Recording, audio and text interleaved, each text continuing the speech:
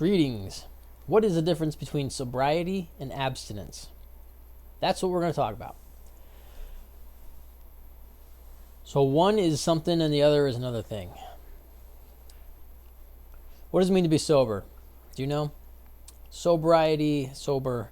To be sober is to be clear-minded, to be in control of your own mind, to not be influenced or subject to the control of another entity or agency or substance. The primary definition of sober in our day is to be without alcoholic drink. But I think traditionally or historically, sober has meant more along the lines of being clear-minded or, I guess, without influence of something. So maybe it always has been alcohol. I don't know. Doesn't matter. But to be sober means to be without the influence of an external source on your mind. And to abstain from something, abstinence, to abstain is to not engage in or partake of. So if we're speaking about substances, to be sober would be to not have those substances influencing your mind, and to abstain would be to not have them at all consumed into your body. So is there a difference between the two?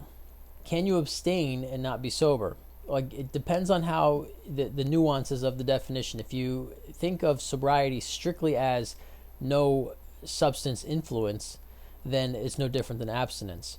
But if you think of sobriety as clear-minded, then it's possible to be sober even while substances are being used. Maybe not in the moment that the substance is engaged in affecting the body, but so I guess it begs the question: if I drink alcohol once a week, can I be considered sober, or not? Now, if you drink alcohol at all, then I guess depending on what your time period is, you wouldn't be abstinent. You wouldn't be abstaining from alcohol. Like, if you have one drink on New Year's Eve, then you are abstaining through every other day of the year except for that one day. But if you said over the last 10 years, I have abstained from alcohol, if you had one drink in those 10 years, then you wouldn't technically have abstained. Now, the question of sobriety, I think, begs the influence and how much time and energy is spent on it. So if you are experiencing addiction, then you're not sober, because addiction is the influence of the behavior, whether that's using the substance or whatever it might be. So I guess my the way I would classify it is that if you are struggling to not engage in the use, but you haven't used recently, then rather than sobriety, abstinence would be the proper technical term. But again, none of this matters. If you're experiencing addiction, then what we call it doesn't necessarily matter. But I guess it just doesn't matter. But for me, sitting here thinking about these things, I find it is useful to consider. I don't know why, but I enjoy it, so I'm doing it. But I guess what it comes down to for me, where this has been a difference, is when I use the example of, you might be going to, so let me restart this thought.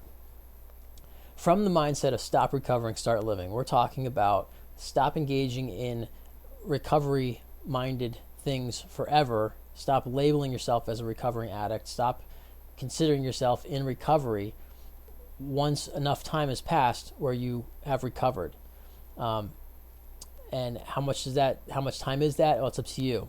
But the point to look for is that when you're no longer under the influence of the conditioned responses, the conditioning, the compulsive conditioning, or the substance itself, then you've recovered. That would be my argument. When the bone is healed, the leg is recovered. It's no longer a broken leg. You take the cast off, you throw the crutches down, and you go about your business. And so that seems to be the part that we don't often see when we're talking about recovery from addiction.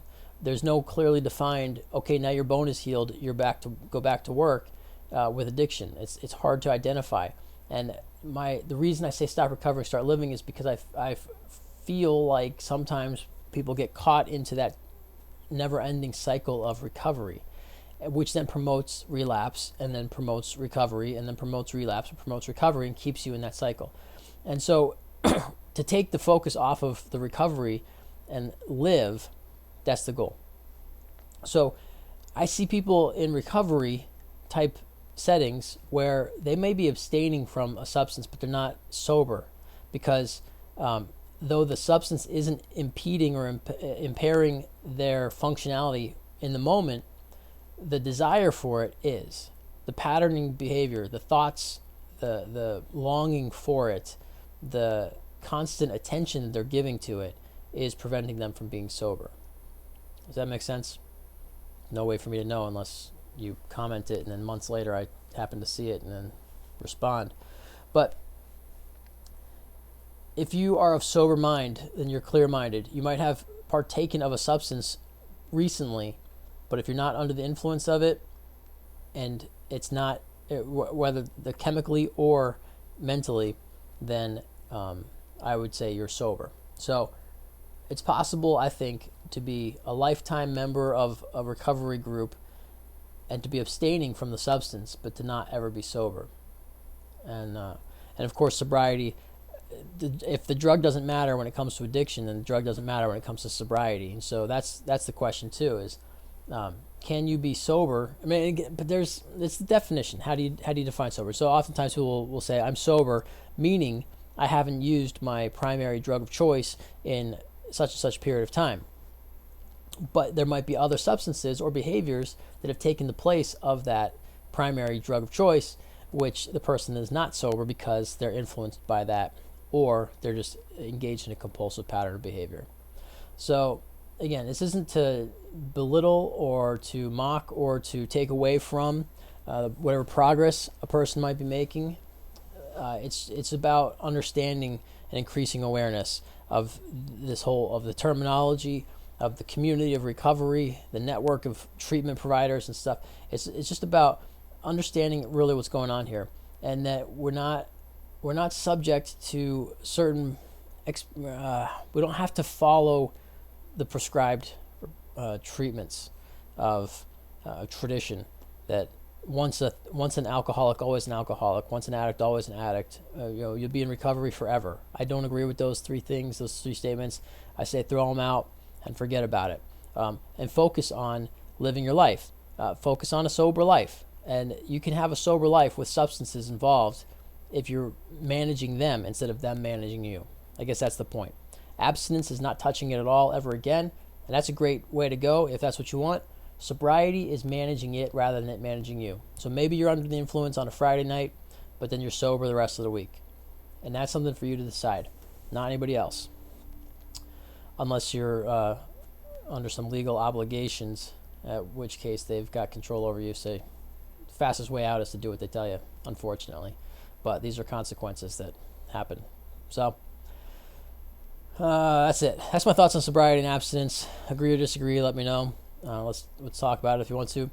But I think that sobriety is more about the mindset. Abstinence is the physical, chemical component of it. One can exist without the other, and they're two separate things. For what that's worth. Now you know what I think. Have a great day.